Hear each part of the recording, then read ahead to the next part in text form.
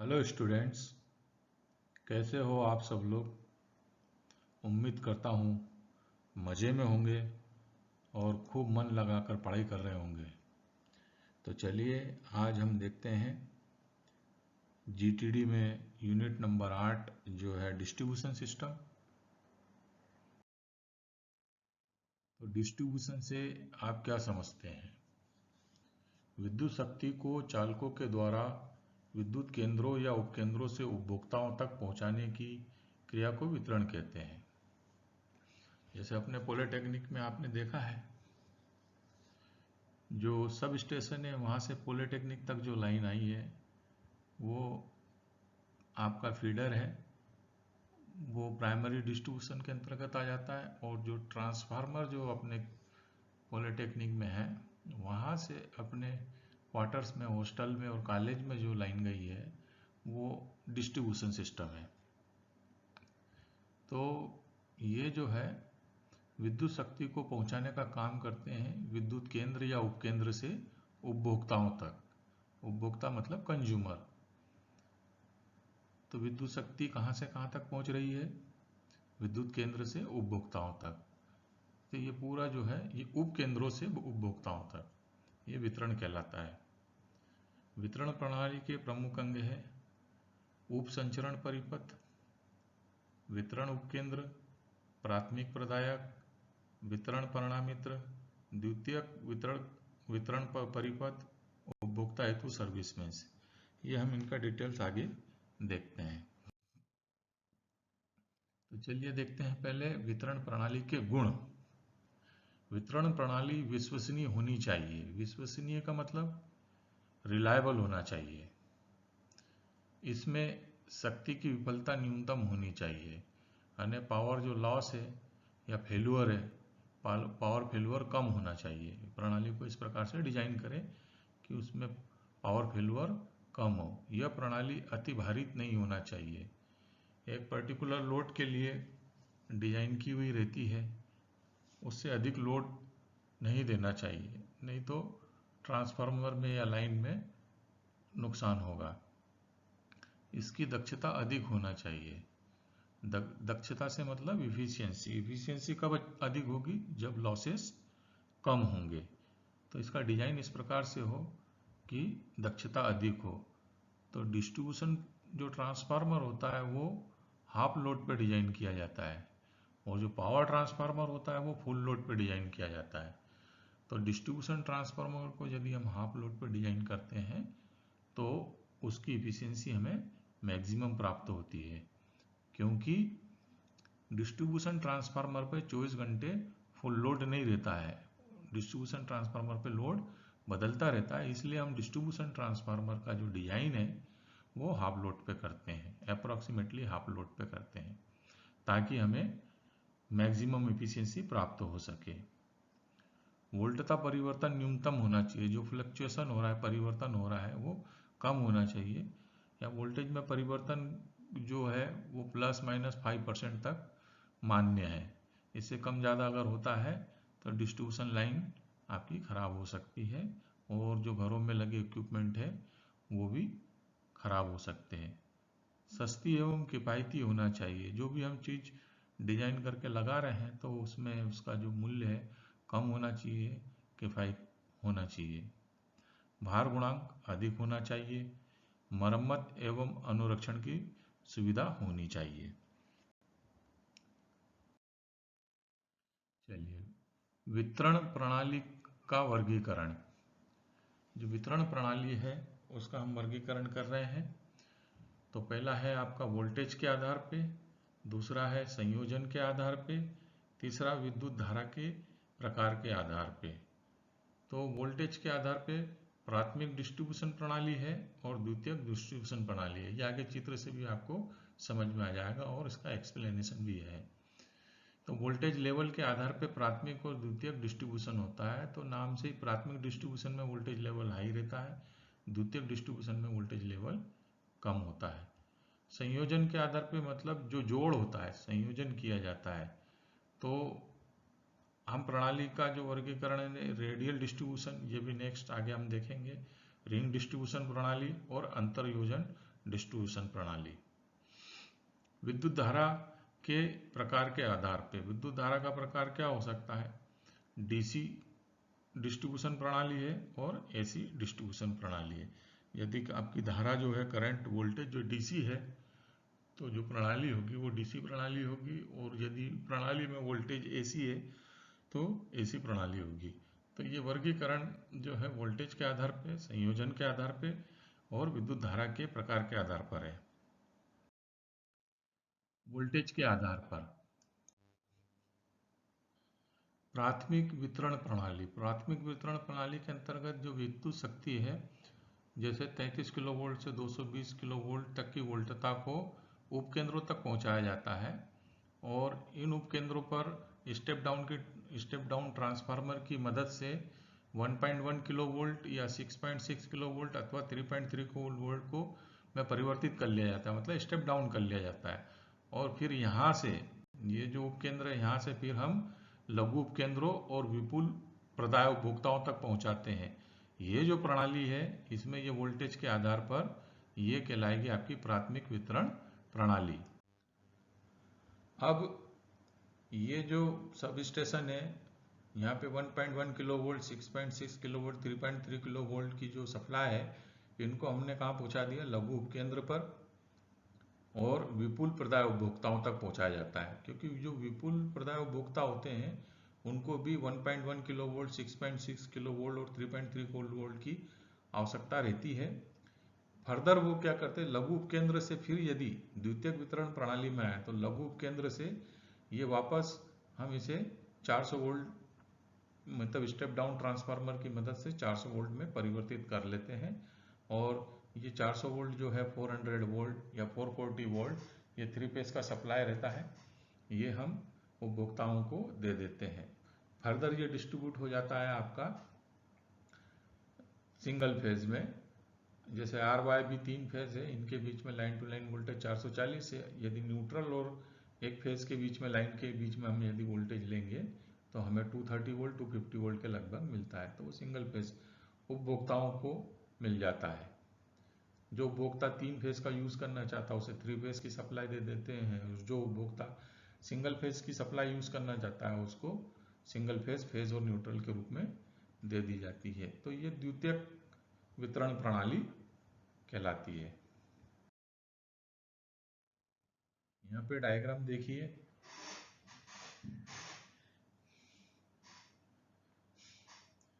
ये generating station हो गया।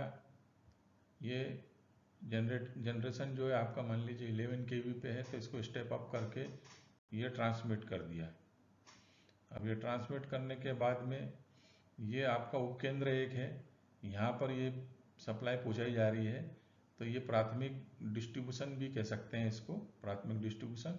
फिर यहाँ से ये जो सप्लाई है ये उपभोक्ताओं के लिए यहाँ तक आ गई। तो ये जो हो गया आपका, यहाँ पर दे दी गई एक सप्लाई और यहाँ पर दे दी एक सप्लाई। ये फैक्ट्री वगैरह है, मिल विल है, ये बड़े जो उपभोक्ता हैं उनके लिए है। तो ये सप्लाई यहाँ से यहाँ दी गई है। तो ये जो डिस्ट्रीब्यूशन हो गया ये आपका सेकेंडरी डिस्ट्रीब्यूशन हो गया। अब ये घर के सामने जो पोल है, इस पोल से यदि मैं लाइन घर तक लेता हूँ तो ये सर्विस मेंस कहलाता है। इसे और थोड़ा सा आगे अपन समझेंगे। अब देखते हैं विद्युत की प्रकृति के अनुसार। विद्युत की प्रकृति एसी और डीसी हो सकती है। तो यहाँ पे हम डीसी को समझ लेते हैं। डिस्ट धारा द्वितार प्रणाली। द्वितार प्रणाली का मतलब ऐसी प्रणाली जिसमें 2 तार का उपयोग किया जाता है। तो डीसी में एक प्लस होता है और एक माइनस होता है। तो प्लस का एक तार होता है, माइनस का एक तार होता है।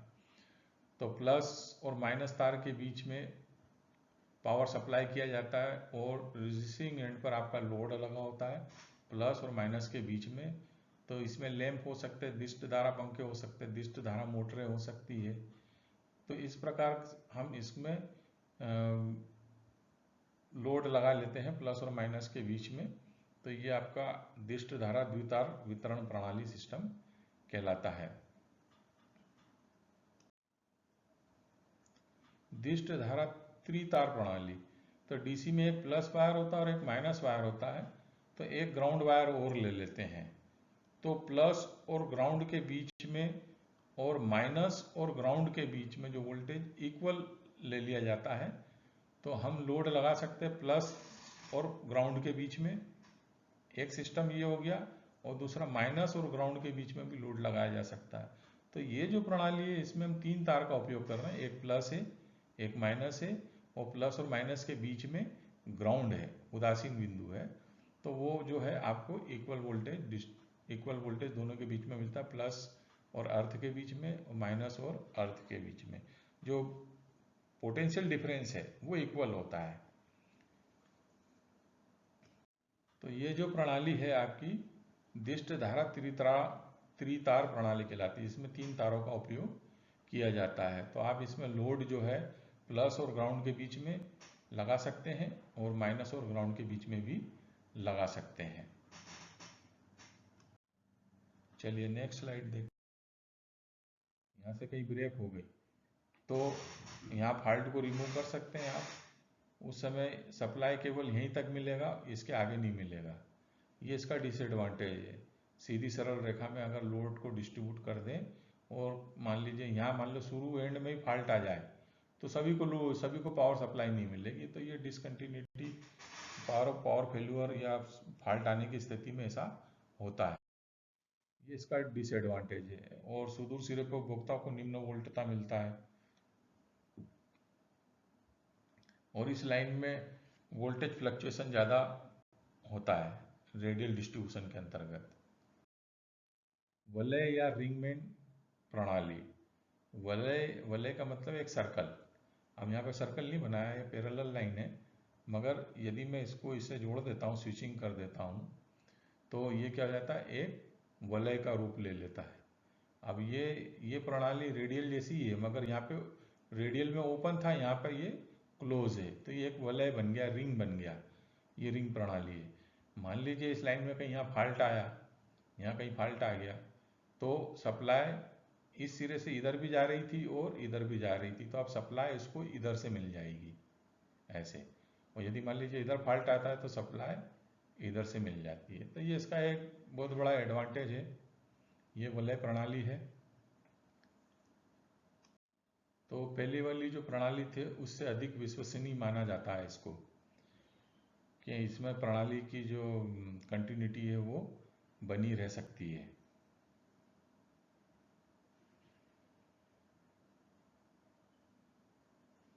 चलिए नेक्स्ट स्लाइड देखते हैं। ये वही आपका रिंग डिस्ट्रीब्यूशन है। इस तरह से रिंग डिस्ट्रीब्यूशन बनाया है। मान लीजिए यहाँ ब्रेक आ जाता है तो सप्लाई इस एंड से इधर से इसको मिल जाएगी, या यहाँ कहीं ब्रेक आ जाता है तो यहाँ से इसको यहाँ तक सप्लाई मिल जाएगी और यहाँ से यहाँ तक सप्लाई मिल जाएगी। तो इस तरह से कंटिन्यूटी बनी रहती है। इसके लाभ देख लेते हैं। रिंग प्रणाली की विश्वसनीयता अधिक है, क्योंकि सप्लाई फॉल्ट आने के बाद भी कंटिन्यूटी बनी रहती है। फॉल्टी पोर्शन को अलग किया जा सकता है, बाकी पोर्शन को सप्लाई दी जा सकती है। इसमें वोल्टेज फ्लक्चुएशन नहीं होता है, और इस प्रणाली में वोल्टतापात अपेक्षाकृत कम होता है। जो रेडियल डिस्ट्रीब्यूशन में शुरू में बताया मैंने आपको कि वोल्टेज ड्रॉप होते होते आखिरी वाले सिरे को वोल्टेज बहुत कम मिलता है, मगर ये रिंग सिस्टम में ऐसा नहीं होता है, क्योंकि यहाँ पे कोई भी एंड सिरा नज़र नहीं आता है, क्योंकि ये सर्कल टाइप है। और रेडियल में आपका एक सिरे से चले तो आखिरी का सिरा रहता है, वो किसी से जुड़ा नहीं रहता, खुला परिपथ रहता है। तो एंड सिरे पे वहाँ पे वोल्टेज आपको कम मिलेगा, और यहाँ पर जो वोल्टेज है इसमें वोल्टेज ड्रॉप जो है वो बहुत कम होता है। इसका एक हानि लिखा हुआ है कि यह महंगी प्रणाली है, इसमें अरेंजमेंट ज़्यादा करना होते हैं, इसलिए वो रेडियल प्रणाली की तुलना में यह प्रणाली अधिक महंगी। अब इंटरकनेक्शन सिस्टम, इंटरकनेक्ट बिल्कुल सेम ही है। अब ये दो सब स्टेशन को आपस में बीच में से एक लाइन से जोड़ दिया है ना, इस लाइन से कोई लोड नहीं लिया गया। तो इस जगह से यहाँ पे देखिए ये ट्रांसफार्मर लगा के ये डिस्ट्रीब्यूट कर दिया, इसमें भी ये ट्रांसफार्मर लगा के ये डिस्ट्रीब्यूशन है, यहाँ पर भी सर्किट ब्रेकर कर लगाए गए हैं प्रोटेक्शन के लिए, और ये आपका ट्रांसफार्मर लगा के यहाँ से भी डिस्ट्रीब्यूशन। चारों प्रणाली सेम है, मगर दो प्रणाली को आपस में या तीन प्रणाली को आपस में इंटरकनेक्ट कर देते हैं, यहाँ से यहाँ पर इंटरकनेक्शन कर दिया है, तो ये इंटरकनेक्शन प्रणाली कहलाती है। इसमें वोल्टेज ड्रॉप भी कम होता है और कंटिन्यूटी ऑफ सप्लाई भी बनी रहती है। ये बहुत ज़्यादा रिलायबल है। इसकी जो दक्षता है, प्रचालन दक्षता, वो भी अधिक है।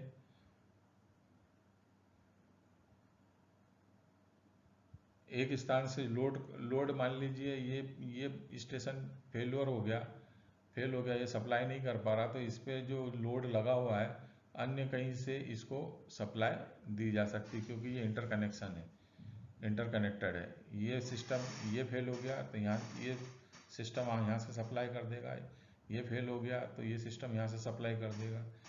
फेल ही होना जरूरी नहीं है, मेंटेनेंस काम भी अगर होता है तो सिस्टम को यहाँ पे सब स्टेशन को जैसे बंद करना है, बंद कर दिया, मेंटेनेंस चल रहा है, तो सप्लाई बाकी जगह पे कहाँ से मिलेगी, तो इधर से लोड शेड्यूलिंग करके सप्लाई दी जा सकती है।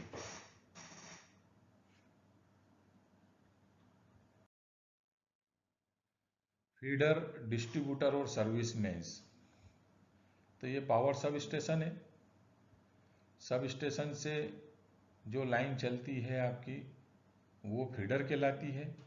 और फीडर जैसे मान लीजिए झाबुआ शहर है, झाबुआ शहर में जो सब स्टेशन है, वहाँ से पॉलिटेक्निक कॉलेज तक जो लाइन आई है वो आपकी हो गई, फीडर हो गया, है ना। और उसके बाद में पॉलिटेक्निक कॉलेज कैंपस से जो लाइन अपन ने दी है वो हो गया आपका डिस्ट्रीब्यूशन, वो डिस्ट्रीब्यूटर हो गया कि वहाँ से भी लाइन को डिस्ट्रीब्यूट कर दी है।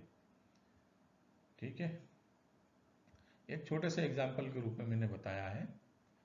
तो इसमें फ़र्क ये रहता है, जो फीडर होता है उसको करंट कैपेसिटी के अनुसार डिजाइन करते हैं। इसमें करंट फ्लो होता है, मतलब इसमें कांस्टेंट करंट हो सकता है, कांस्टेंट करंट तो नहीं कहेंगे, मगर इसमें जो करंट फ्लो होता है इसका जो डिजाइन है वो करंट के आधार पे किया जाता है। और डिस्ट्रीब्यूटर का जो डिजाइन होता है वो वोल्टेज ड्रॉप के आधार पे किया जाता है। इसमें वोल्टेज ड्रॉप ज़्यादा नहीं होना चाहिए, इस प्रकार से डिजाइन करते हैं। और फीडर को कि जिसमें कि ज़्यादा से ज़्यादा करंट फ्लो हो सके। तो फीडर से हम यहाँ पे किसी को सप्लाई नहीं दे सकते, बीच में से कहीं से टेपिंग नहीं ले सकते। डिस्ट्रीब्यूटर से हम कर सकते हैं ये काम। ठीक है, और सर्विस कनेक्शन जो है, अब जो डिस्ट्रीब्यूटेड कॉलोनी में लाइन हो गई है तो घर के सामने जो पोल होता है, उस पोल से घर तक जो लाइन लेते हैं हम, उसको हम सर्विस मेंस कहते हैं। तो ये अंतर मेरे समझ में आ गया होगा आप सभी के कि फीडर, डिस्ट्रीब्यूटर और सर्विस मेंस क्या है। तो फीडर जो मेन लाइन है जो आपके कैंपस तक आई है, फिर कैंपस के बाद में आपने वो डिस्ट्रीब्यूट कर दिया है, कॉलोनी में इस तरफ चलेगी, इस तरफ चलेगी, हॉस्टल के लिए चलेगी, ये डिस्ट्रीब्यूट हो गया। और फिर जो प्रीमाइसेस है आपका, जो आपका घर है, रेसिडेंस है, उसके सामने जो पोल है वहाँ से घर तक, घर के अंदर मीटर तक लाइन लेंगे, वो आपकी सर्विस मेंस कहलाएगी। जैसे ये घर है, इसका लोड है, तो इसका लोड करंट ये फ्लो होगा। अब आगे ये घर भी जुड़ गया तो इसका लोड करंट और इसका लोड करंट इस तार में फ्लो होगा। मतलब ये यहाँ से लेके यहाँ तक ये डिस्ट्रीब्यूटर है, इस डिस्ट्रीब्यूटर में यहाँ से यहाँ तक कुछ करंट फ्लो हो रहा, यहाँ से यहाँ तक इन दोनों घरों का करंट फ्लो होगा, और यहाँ से यहाँ तक इन तीनों घरों का करंट फ्लो होगा। और फिर जो समान करंट है वो इस फीडर में होगा। ये फीडर है और ये डिस्ट्रीब्यूटर है, इसलिए कहा गया फीडर में समान करंट फ्लो होता है और डिस्ट्रीब्यूटर में अलग अलग करंट फ्लो होता है। ये इस तरह से इसको समझाने की कोशिश की है कि डिस्ट्रीब्यूटर जो होता है वो डिस्ट्रीब्यूट करके रखता है, अलग अलग लोड रहता है, अलग अलग लोड से अलग अलग करंट आती है, और किसी जगह पे जाके वो समराइज होती है, और किसी पे कम रहती है और किसी में ज़्यादा फ्लो होती है। तो जो लास्ट वाला पार्ट है यहाँ करंट आपको कम मिलेगी, इससे आगे बढ़ेंगे तो इस पार्ट में करंट ज़्यादा मिलेगी, और इससे आगे बढ़ेंगे तो इस पार्ट में ज़्यादा मिलेगी। क्योंकि ये जो तार है इन तीनों घरों का लोड है, यहाँ से लेके जो ये तार है इनमें ये दो घरों का लोड है, यहाँ से लेके ये तार है इसमें ये एक घर का लोड है।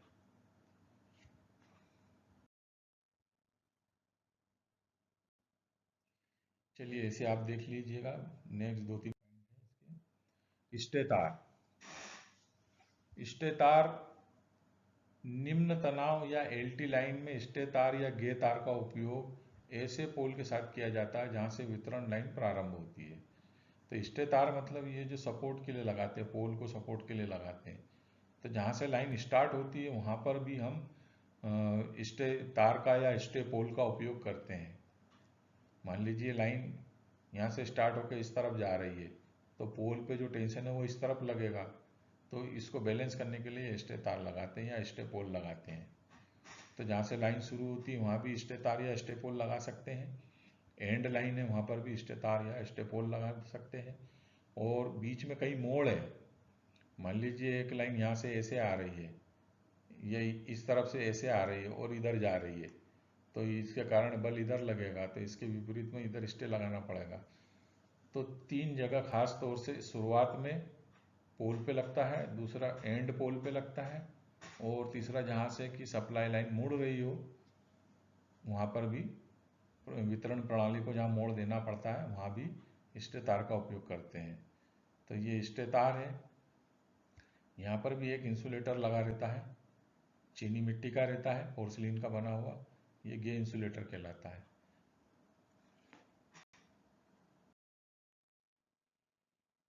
घर पे बने रहिए, बार बार साबुन से हाथ धोते रहिए, शासन के दिशा निर्देशों का पालन करते रहिए और खूब मन लगा के पढ़ाई करिए। Thank you very much.